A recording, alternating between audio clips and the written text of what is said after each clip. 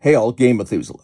I thought some of you might like to see my project here. Now, this Sunday at 11, I'm going to be down at Gameology in Pasadena, California, playing Bolt Action about 11 o'clock.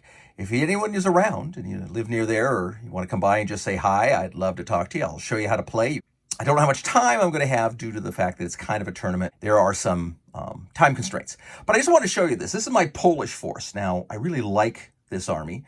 I really like it because I was always fascinated with the Poles. I always thought they got bad treatment in history for their sort of gallantry and daring and skill, because they got wiped out so fast. But one has to realize that the entire German army hit them.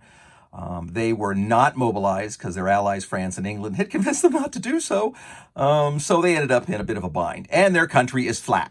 And the Germans had nice airplanes. So all those things worked out, obviously, in their fail. The only thing to know about them for sure, though, is every battle they were in with the Germans, they pretty much had any level of equality, they won. There weren't many of those, and again, they didn't last long in the war because they were just way outmatched. But I thought it would be fun to see because I'm building this army. Now, this is a speed paint. I have 2 days to get this done, and to be very frank, I don't think most of it's going to be finished. It'll more likely be what we consider 3-color. It's kind of like if you have 3 colors, you can put it on the board. Those cavalry in the back there you see with the black bases, that's kind of it. I didn't have time to finish them, so I slopped 3, maybe 4 colors on them, and then I usually paint the bases black like I did these little officers and support troops for this anti-tank gun up front. And that works for battle tournaments and stuff. People will accept that, but I really want to add an entire additional squad of veteran troops here on the left, and those are the guys all in white-gray. Hopefully it'll work. But I thought I'd show you something just for scale. This is 35th scale. This tank is this tank.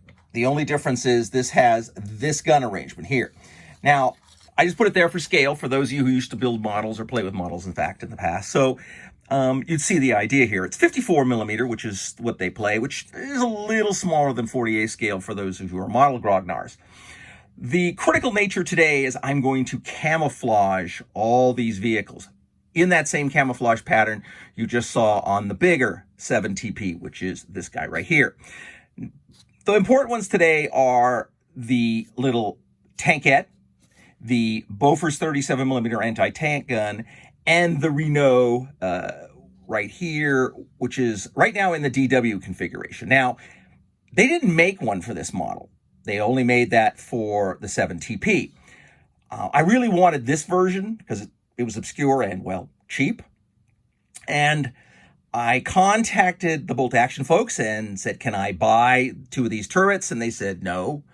I was like, but the lady said, but I can mail you 2 as replacement. I mean, got me the 2 turrets, and that made all the difference. So then all I did was take a little piece of cardstock here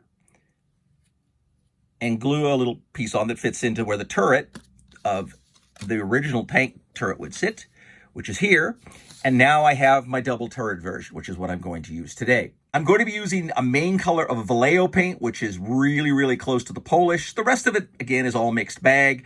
My friend has the paints. He said, don't worry about it. And this, of course, it's just sort of a forest green and red brown camo to go on top of the sand. So it should be fun, and I'll show you what I'm doing. But the only reason I show you this is sometimes you gulp when you take on a project that you're going to try to do so fast.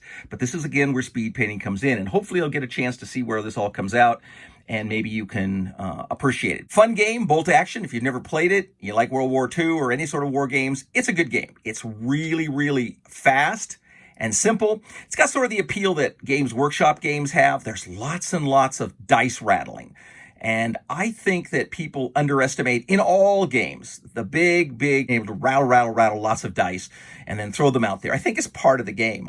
In role-playing games and D&D games and all the other games I've played, everybody I know has buckets of dice. People just want to have so many different dice, meteoric dice, dice with skulls. Doesn't really matter, but I think that's a big part of role-playing and any of the miniature games, especially games like this that are simple, where you just roll a bunch of dice and see what happens. Till we have a chance to speak again, fight, me devils fight, for I hate peace, and paint on.